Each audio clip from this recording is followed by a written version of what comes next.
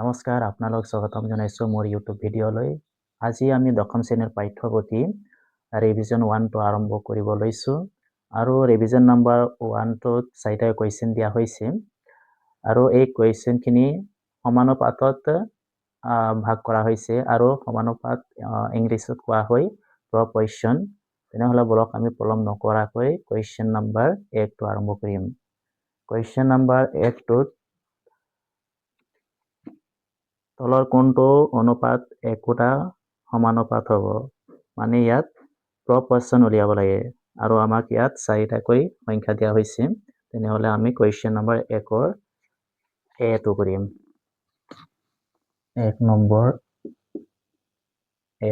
এটো দিয়া হৈছে 12 এইটো ইঞ্চটো বুলি কয় অনুপাত 21 আৰু এইফালে দিয়া হৈছে 32 ইঞ্চটো 56। এইখিনি আমি সমানুপাত হয় নে নহয় এইটো চাব লাগে। এইখিনি আমি পোনপ্ৰথমে ভগ্নাংশত প্ৰকাশ কৰি ল'ম। এইটো চাওক, ইয়াত দিয়া আছে 12 ইঞ্চটো 21 আৰু এইফালে দিয়া আছে 32 ইঞ্চটো 56। এই সংখ্যাখিনিক আমি এনেকৈ সজাই ল'ম। পোনপ্ৰথমে 12 ইঞ্চটো 21। এই যেটো শেষৰ পৰ্যায়ত সংখ্যা আছে, এই শেষৰ পৰ্যায়ত সংখ্যাটো 21টো তলত পাতিম আৰু প্ৰথম পৰ্যায়ত এইটো 12টো ওপৰত পাতিলোঁ। এতিয়া চাব লাগিব, কেনসেল গ'লে আমি কেনসেল কৰি দিব লাগে আৰু ইয়াত যেহেতু কেনসেল হ'বলগীয়া সংখ্যা দুটা আছে আৰু আমি লঘিষ্ঠ আকাৰত মানে একেটা সংখ্যাৰে দুটা কেনসেল কৰিব পৰা সংখ্যা চাব লাগে। ইয়াত 3ৰে 4 বাৰ যাব, ইয়াত 3ৰে 7 বাৰ যাব আৰু এইখিনি কেনসেল কৰিব নোৱাৰি। যদি কেনসেল কৰিব নোৱাৰে তেনেহ'লে আমি এই সংখ্যাখিনি পাতি দিব লাগে 4/7। এতিয়া এইটো সংখ্যাক চাব লাগিব, 32 ইঞ্চটো 56 ইকুৱেলটো এই সংখ্যাৰ তলত পাতি দিব লাগে 56 আৰু 32টো ওপৰত যাব। এইটো চাব লাগিব, এটা সংখ্যাৰে কেনসেল যাব পৰা সংখ্যাটো হৈছে 8 হ'ব পাৰে। 8 4 গুণ 32, 8 7 গুণ 56। এইখিনি চাওক, সংখ্যাৰ দুটা মিল খাই গৈছে ইয়াত 4/7 4/7। এতিয়া লিখি দিব লাগে এতেকে 12 ইঞ্চটো 21। এইটো সমান চিন মানে সমানুপাতত আছে বুলি বুজাই দেই। এইফালে আছে 32 ইঞ্চটো 56। সংখ্যা এনেকৈ লিখি দিব লাগে, প্ৰদত্ত সংখ্যাকেইটা সমানুপাতত আছে। প্ৰদত্ত মানে ওপৰত দেই, এই সংখ্যাখিনি যিটো ওপৰত লিখা আছে এই সংখ্যাবিলাক সমানুপাতত আছে বুলি লিখি দিলে হ'ব। সংখ্যা কেইটা সমানুপাতত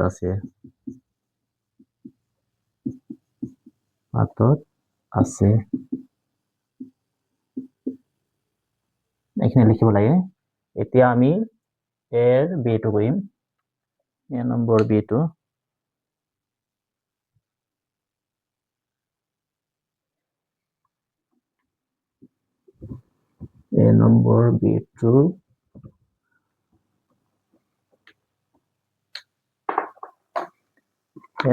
বিটো দিছে 18 ইঞ্চটো 30, 18 ইঞ্চটো 30 আৰু 14 ইঞ্চটো 21। এইখিনি সমানুপাত হয় নে নহয় চাব লাগিব। পোনপ্ৰথমে 18 ইঞ্চটো 30টো ভগ্নাংশত প্ৰকাশ কৰি ল'ম। 30টো তলত থাকিব, ওপৰত 18 থাকিব।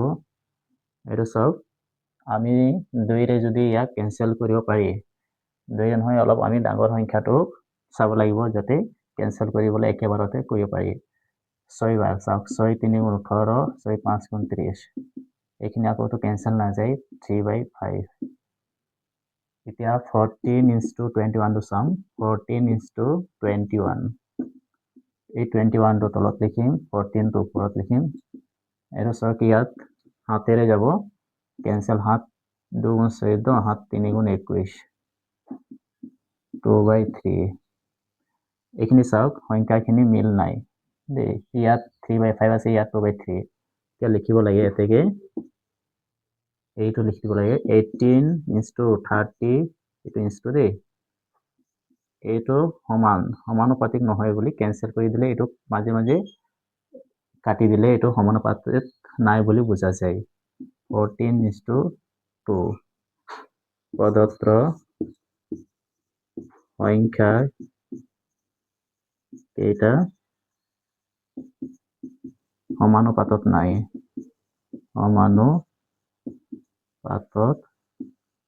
নাই এনেকৈ লিখি দিলে হৈ যাব এতিয়া কোৱেশ্চন নম্বৰ C2 কৰিম কোৱেশ্চন নম্বৰ C2 C2 কৰিব লাগে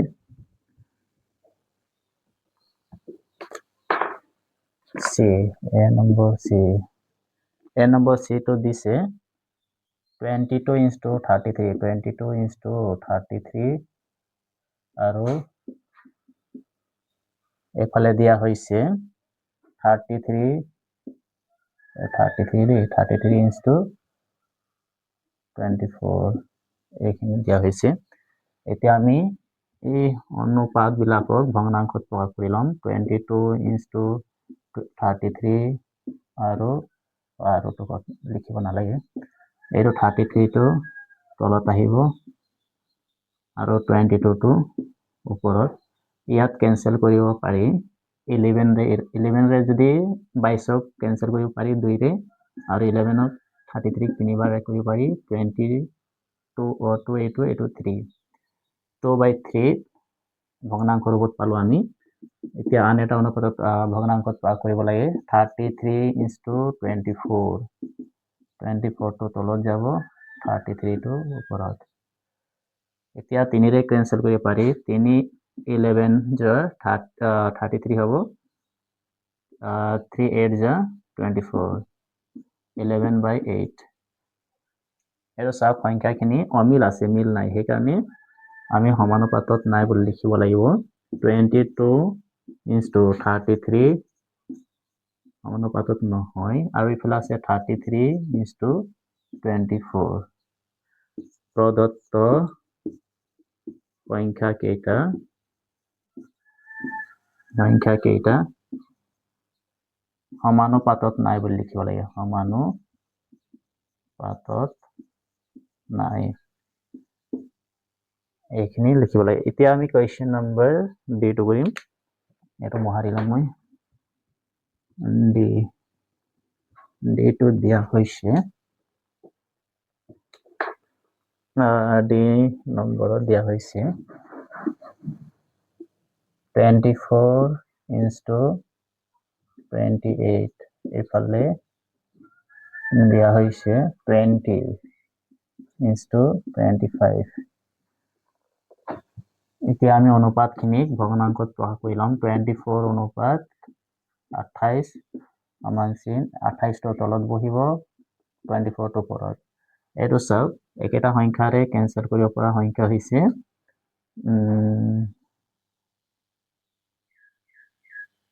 6 4 24 6 নাযায় 4 7 28 4 6 24 4 রে যাব 4 6 24 4 7 28 6/7 পালো আন এটা অনুপাত হৈছে এফালে 20 into 25 টো তলত বহিব 20 টো ওপৰত এইটো চাওক 5 ৰে কেনসেল কৰিব পৰা যাব এইটো 5 4 20 5 5 25 4/5 এতিয়া এইখিনি সংখ্যা আমি অমিল দেখা পাইছো সেইকাৰণে সমানুপাতত নাই বুলি লিখিব লাগিব এতেকে 24 into 28 সমানুপাতত নাই দেই 25 প্ৰদত্ত সংখ্যা কেইটা সমানুপাতত নাই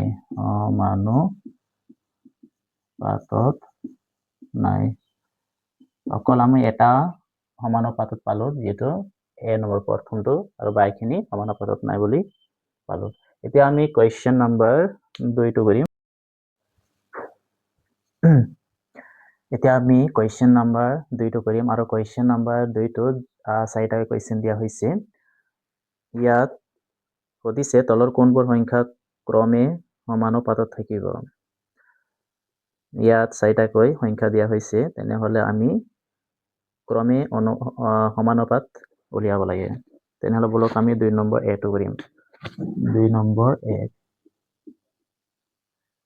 ইয়াত দিছে 2 6 6 8 এটো ক্ৰমে সমানুপাতত সজাব লাগে আমি সংখ্যাবিলাকক অগা পিছা কৰিব নোৱাৰিম কাৰণ ইয়াত কুৱেশ্যনত দিছে যে ক্ৰমে সমানুপাত আমি 8 2 6 6 6 8 আছে পোনপ্ৰথমে আমি 2 into 6 ত পাতি লম এইটো 6 এইটো 2 হ'ব ওপৰত তাৰ পিছত এইটো কেনসেল কৰিব পৰা যাব 2 3 গুণ 6 1 1/3 হ'ব এইটো তাৰ পিছত এইটো চাম আমি 6 into 8 8/6 এইটো আমি 2 ৰে কেনসেল কৰিব পাৰি 2 3 গুণ 6 2 4 গুণ 8 3/4 এইটো সংখ্যাবিলাক চাওক 1/3 আছে 3/4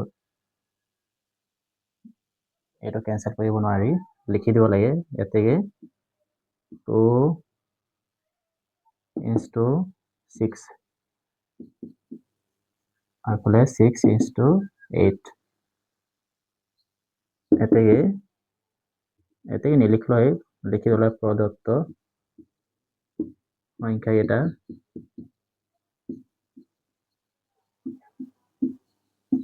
সমানুপাতত নাই বুলি সমানুপাতত বা সমানুপাতিক নহয় লিখিলে হয় সমানুপাতিক সমানুপাতিক নহয় এনেকা লিখি দিলো এনসারটো হতে হ'ব এতিয়া আমি 2 নম্বৰ বিটো কৰিম 2 নম্বৰ বিটো দিছে ইয়াত 2 নম্বৰ বিটোত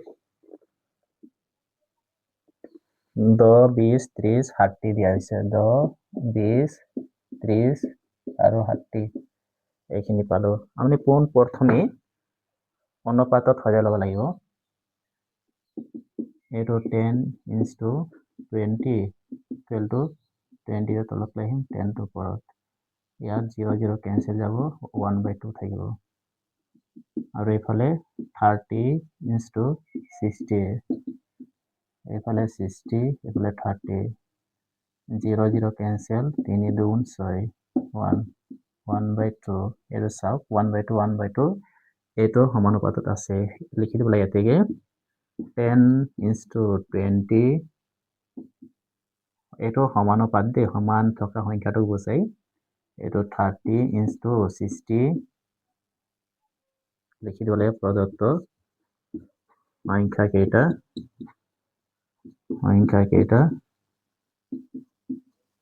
সমানুপাতিক হয় সমানুপাতিক হয় এটা সমানুপাত পালো আমি এটা কোয়েশ্চন নাম্বার C2 কৰিম BC2 2 নম্বৰ C2 কৰিম এতিয়া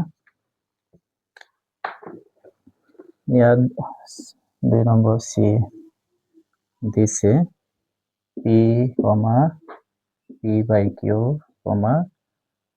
P² Q আৰু Q² দিয়া হৈছে এতিয়া আমি প্ৰথমে সমানুপাতত ভাগ কৰি লম ইয়াক P into PQ ইয়াক যদি ভগ্নাংকৰ ৰূপত প্ৰকাশ কৰিম তেনেহলে এই যেটো PQ আছে তলত হ'ব এটো P ওপৰত তাৰ পিছত P² Q আছে into Q² আমি তলত পাতিম আৰু P² Q ওপৰত এতিয়া এটা চাওক ইয়াত P আছে কেনসেল হ'ল ইয়াত কেনসেল হ'ল একো নাই বুলি এটো বুজা নাযায় ইয়াত 1 আছে বুলি বুজা যাব এই কাৰণে ইয়াত Q/1 বহাব পাৰি ইয়াত চাওক P Q এটো Q হয় Q এটা কেনসেল কৰিলো তাৰ পিছত এটো কেনসেল কৰিলো ইয়াত থাকিব P² Q ইয়াত লিখি দিব লাগে এতেকে P into PQ, এই PQ সমানুপাতত নাই। এইফালে P square Q into Q square প্রদত্ত সংখ্যা কেইটা সমানুপাতত নাই। সমানুপাতিক নহয়। এনেকৈ লিখি দিলে এনসাৰটো শুদ্ধ হ'ব। এতিয়া কুৱেশ্যন নম্বৰ 2 নম্বৰ চিটো কৰিম। কুৱেশ্যন নম্বৰ 2 চিটো হ'ল 2 নম্বৰ ডিটো কৰিম। ডিটো কৰিব লাগিব এতিয়া। 6, 20, 4 and 30 আছে। এইখিনি এতিয়া কৰিব লাগিব। অনুপাতত সজাই ল'ব লাগিব ইয়াক। 6 into 20 অনুপাতত সজালে 20/6। এইটো কেনসেল কৰিব পাৰি। 2ৰে কৰিব পাৰি। 2 3 6 2 10 গুণ 20। এইটো আকৌ কেনসেল কৰিব নোৱাৰি। 3/10 থাকিব। আৰু এইফালে দেখা পাইছো 4 into 30 তলত 30 থাকিব, ওপৰত 4। এইটো 2ৰে যাব। 2 2 গুণ 4 2 15 30 2/15। এইখিনি চাওক সংখ্যাবিলাক সমান নহয়, সেইকাৰণে আমি লিখিব লাগিব এতেকে 6 into 20 সমানুপাতিক নহয় দেই। 4 into 30 প্রদত্ত সংখ্যা কেইটা সমানুপাতিক নহয়। সমানুপাতিক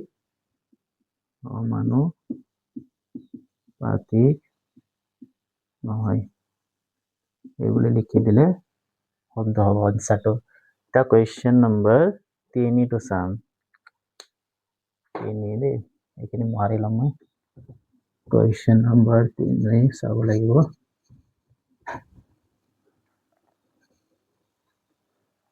কুৱেশ্যন নম্বৰ 3 টো দিছে খালী ঠাই পুৰোৱা। 1 নম্বৰ দিছে ভিতৰৰ কালি। ভিতৰত চাবলৈ গ'লে আমি ঘূৰণীয়াকে দেখা পাওঁ, যিটো এটা কইনৰ নিচিনা গাড়ীৰ চকা, সেইবিলাক হৈছে ভিতৰ আকৃতি। কালি দিছে ভিতৰৰ কালি a = πr²। যদি a বাঢ়ে তেন্তে r ড্ৰেছ, যদি r কমে তেন্তে a ড্ৰেছ। তেনেহ'লে আমি এই 3 নম্বৰ একটো কৰিম। ইয়াত কৈছে ভিতৰৰ কালি। ভিতৰ চাবলৈ গ'লে ভিতৰ গোলকে থাকিব ভিতৰটো। এইটো ভিতৰ দেই। ভিতৰৰ কালি দিয়া হৈছে a/r²। ইয়াত কৈছে আৰু যদি a বাঢ়ে তেন্তে ড্ৰেছ। এইটো চাওক ব্যাসাৰ্ধ। এইটো যদি a হয়, এইটো a বাঢ়ে তেন্তে r কি হ'ব? আৰু বাঢ়িব আৰু দেই। ৰেডিয়াসটো বাঢ়ি যাব। ৰেডিয়াস r মানে ৰেডিয়াস। এইটো চাওক, এইটো ৰেডিয়াস এৰ মান যদি বাঢ়ে তেনেহ'লে এইটো বাঢ়িলে এইটো ভিতৰটো বাঢ়িব। এনেকা বাঢ়ি যায়। এইটো যেহেতু গোল নহয়, সেইকাৰণে আমি ইয়াত বাঢ়ে বুলি লিখি দিব লাগে।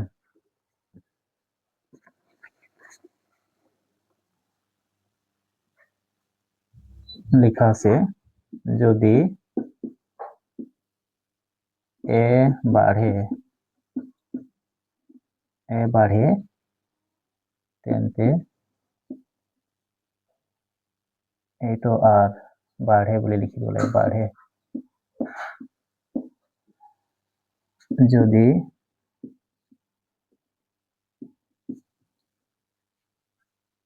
r কমে, রেডিয়াস যদি কমে যায় তেন্তে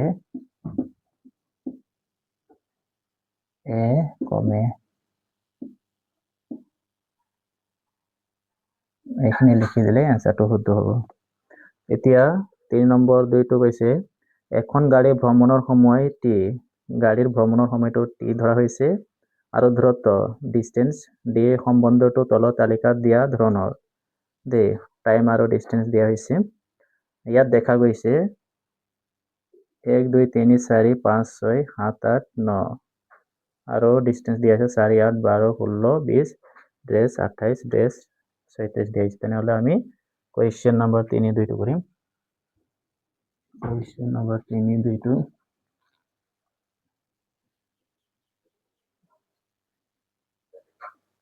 3 number 2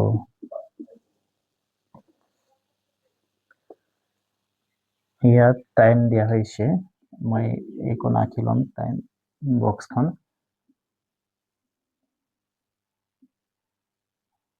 মাজত এডাল দেখা যাব তাৰপিছত ইয়াত টি আছে ইয়াত ডি 9টা ভাগ আছে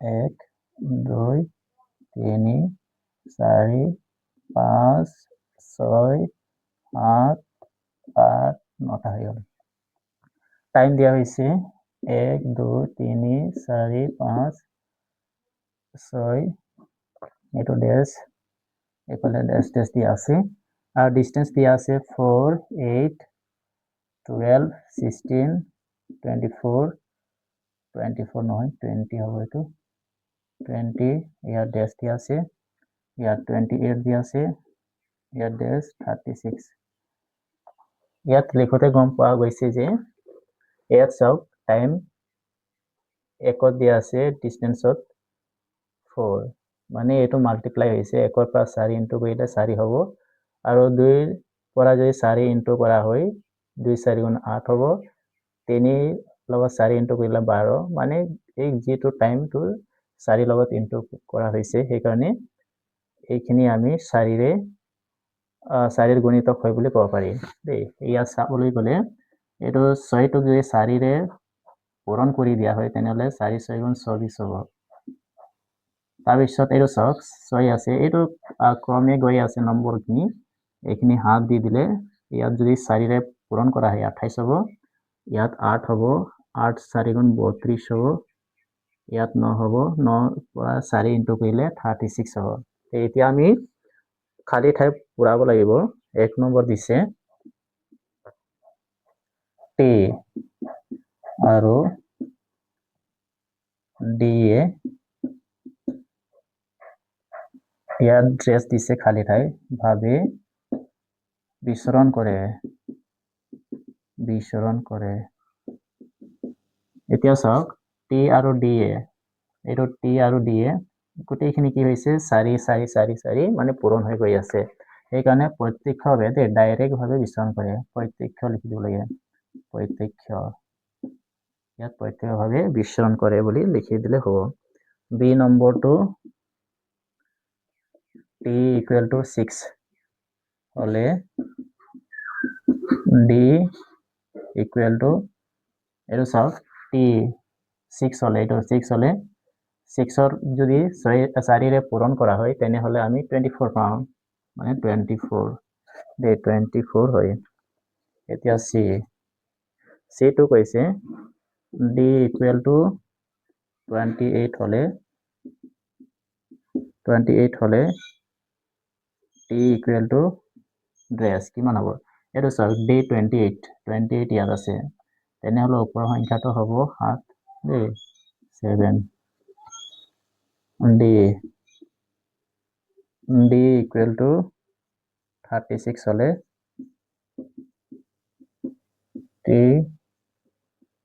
টিৰ মানটো কি হ'ব টিৰ মান এটো 36 হলে এটোৰ সময়টো হ'ব 9 এনেকা কৰি পিনে আমি এনসাৰ বিলাক উলিয়াব লাগে এতিয়া কোৱেশ্চন নম্বৰ 4 টো কৰিম যদি p এটো সমানুপাতক চিনেৰি সমানুপাত q মানে q টো বাঢ়িলে p টো বাঢ়িব আৰু p 6 হলে q 30 এতিয়া p 2 তেন্তে q ৰ মান কিমান এইটো এতিয়া সমাধান কৰিম আমি ইয়াত অপচন দিয়া হৈছে 4টাকৈ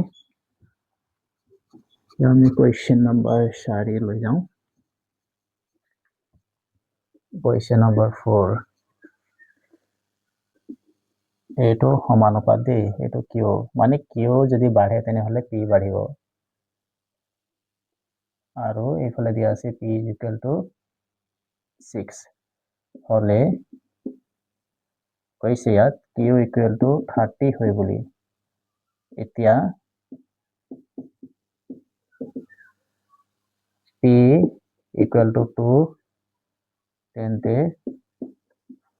কিউৰ মান কিমান কিউৰ মান সুধিছে আমাক এইটো চাওক ইয়াত কোৱা হৈছে যে যেতিয়া কিউ বাঢ়িব এইটো সময়ত পিও বাঢ়িব দেই আৰু কৈছে পি ইকুৱেল টু 6 হলে কিউ মান 30 তেনেহলে পি কিমান হ'ব ইয়াত গম পাওঁ যে আমি এইটো পি ৰ মান যদি 6 হয় কিমান গুণ বাঢ়িছে কিউৰ 5 গুণ এইটো চাওক 5 এইটো 6 ইনটু 5 ইনটু 30 মানে 5 গুণা বাঢ়িছে দেই 5 গুণ 30 পি ৰ মান যদি 6 টাইম হৈছে তেনেহলে 6 ৰ লগত 5 ইনটু কৰা হয় 30 হ'ব ঠিক তেনেকৈ ইয়াত চাওক এইটো সমানুপাতিক চিন হয় প্ৰপৰ্শন চিন হয় সেইকাৰণে যদি পি ৰ মান 2 হয় এইটো 2 তেনেহলে ইয়াৰো 5 গুণা বাঢ়িলে কি হ'ব 10 হ'ব 5 2 5 is 10 ইয়াত অপচনত দিয়া হৈছে ইয়াত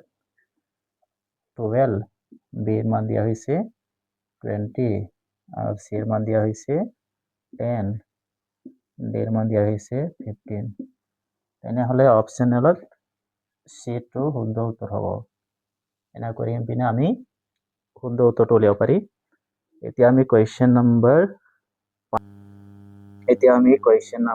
5টো কৰিম আৰু 5টোৰ তলৰ তালিকাখনৰ খালী ঠাইত y ৰ মান উলিয়াব কৈছে তেতিয়াহ'লে এখন প্ৰথমে তালিকাখন বনাই লম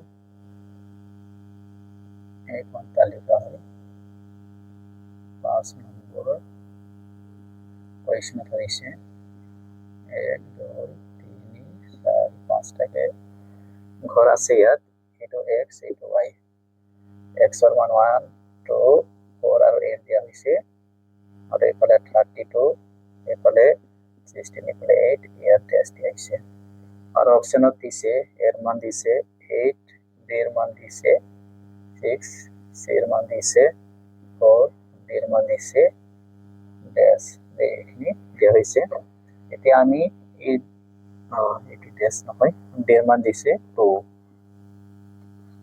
এইখিনি পালো এতিয়া চাওক ইয়াত 1 ৰ পৰা যদি 32ক পূৰণ কৰা হয় 32 পাম 2 ৰ পৰা 16ক পূৰণ কৰা হয় 32 পাম 4 ৰ পৰা 8ক পূৰণ কৰিলে 32 পাম এতিয়া এই অপচনেল সংখ্যাৰ ভিতৰত কোনটো সংখ্যাক 8ৰ পৰা পূৰণ কৰিলে আমি 32 পাম এইটো চাব লাগে এইটো 4 হয় নহয় ইয়াত দিয়া আছে 4 আৰু 32